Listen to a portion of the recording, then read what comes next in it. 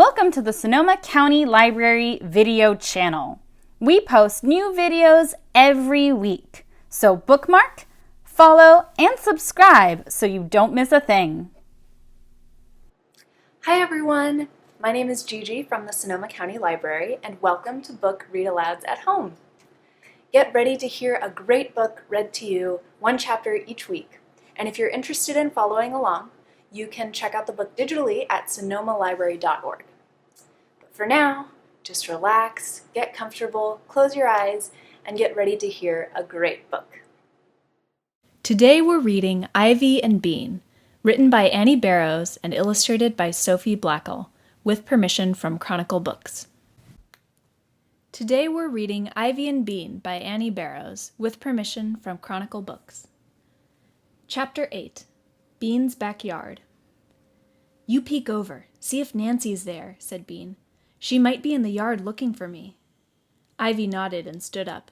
She could just see over the fence. "I don't see anyone," she said. "Then they're probably out looking for me," said Bean. She pictured her mom and Nancy with worried faces. "I've been gone for a long time." "Let's go get the worms," said Ivy, pulling herself over the fence. Bean's backyard was a big rectangle. There was a nice part with flowers and neat grass, and then there was a messy part with lumpy grass and a trampoline and a playhouse that Bean had had since she was little. She could barely fit inside it anymore. There was stuff lying all over the messy part: hula hoops, balls, arrows, shovels, buckets, and a broken stilt. Bean had really hurt herself that time. The worms were in the messy part, over next to the playhouse, where the ground was wet. Ivy+Bean grabbed shovels and a bucket and got to work. At first, there was just a lot of mud. Then there was mud and a few worms. But the more they dug, the more worms they found. 6, 10, 13 worms. The worms oozed and curled through the mud. Bean liked the way they were fat one second and stretched out and skinny the next. She and Ivy dug deeper and deeper until they had made a big muddy pit in the ground. It was almost 2 feet across, and water dribbled down the sides. Worms were squirming at the bottom of the pit, trying to get away. Bean felt a little sorry for them, but Ivy just picked them up and dumped them into the bucket. Bean thought of Nancy kicking and waggling, and she began dumping them into the bucket too. "How many do we need?" asked Bean. The worms were piled on top of one another on the bottom of the bucket. Ivy looked. "Only 10, but the more worms we have, the harder she'll dance." "This is enough," said Bean. "Poor worms." "All right," said Ivy. She looked towards Bean's house. "Let's go see if your sister is home." "Okay, but we'd better sneak," said Bean. Bean's house was good for sneaking. At the back there was a porch. If you crawled like a bug across the porch, you could look through a big window into the kitchen. The girls ran toward the bushes that grew next to Bean's porch and ducked down, hiding. Quietly, they began to creep up the stairs that led to the porch. Very quietly, they crawled across the floor, and then Bean heard a sound. She froze. There it was again. A sob. It was someone crying. Bean listened. It sounded like Nancy. Bean put her hand on Ivy's arm and pointed to the window. They crawled to it and peered in like spies. There was Nancy. She was sitting at the kitchen table. She was alone. She was crying. Bean got a funny feeling. Nancy was usually so bossy, so nosy, so sure she was right. It was weird to see her cry all alone. "Maybe she's crying because she thinks you're lost," whispered Ivy. "That's kind of nice." Bean didn't answer. She had never thought she could make Nancy cry. Bean felt a lump in her throat.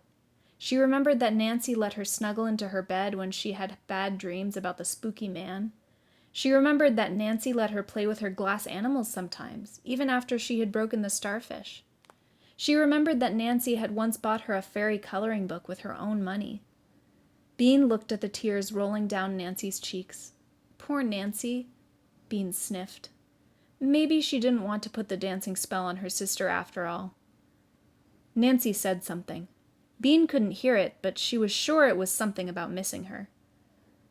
"What?" said Bean's mother's voice from the other room. "What?" said Bean's mother's voice from another room. "Everybody has them," Nancy shouted. "Everybody but me. I'm the only one who has to wait." She began to cry harder. "What?" Bean pressed her face against the window. Her mother's voice said, "We've talked about this 1,000,000 times. You can have them when you're 12. "Even some of stupid Bean's friends have them," yelled "Even some of stupid Bean's friends have them," yelled Nancy.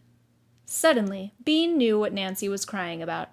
"She's not sad about me at all. She's crying about pierced ears," hissed Bean to Ivy. Suddenly, Bean knew what Nancy was crying about. "She's not sad about me at all. She's crying about pierced ears," hissed Bean to Ivy. Bean got mad. Really mad. She was even madder than she had been when Nancy tried to drag her into the house. Bean was so mad she forgot all about being sneaky. She stood up and banged on the window with her fist. "You're a big turkey," she yelled. Nancy stared and then jumped up. Hey, Mom! Bean's back! Get in here, Bean Breath!" She flashed out the back door before Bean could even begin to run. In 2 seconds flat, she had Bean by the arm and was pulling her in the door. "Just wait till Mom gets hold of you," she was saying. "You're going to be in so much trouble." "Stop!" yelled Ivy. She stood in front of Nancy, waving the wand at her face. "I command you to free Bean." Thank you so much for joining me. Make sure to check back every week for more read-alouds, and check out sonomalibrary.org, the library's website, for more info on library resources. We'll see you next week, and remember to make reading a part of every day.